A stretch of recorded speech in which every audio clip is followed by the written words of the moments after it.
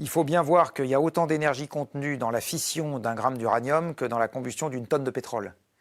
On est dans un rapport de 1 à 1 million sur l'énergie libérée par unité de masse entre le nucléaire et la combustion.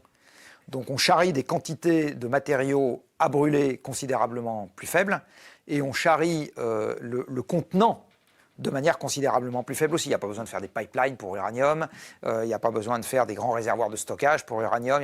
Alors bon, c'est une cochonnerie, enfin je veux dire, c'est très dangereux là où ça se passe, donc on a besoin de bien blinder l'endroit où ça se passe, mais c'est très local. Il n'y a pas besoin de... Bon.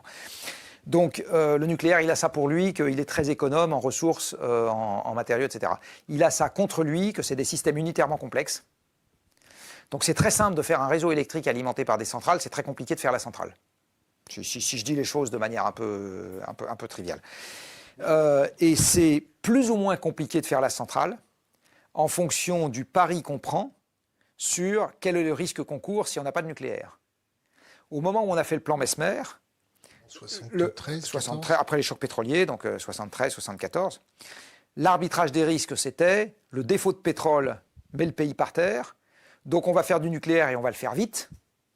Et ma foi, s'il y a un pépin sur un réacteur en fonctionnement, on prévoit les dispositifs de sécurité qui vont bien pour que ça ne soit pas trop emmerdant, mais le risque sur le réacteur est un risque beaucoup plus faible que le risque de ne pas avoir de réacteur.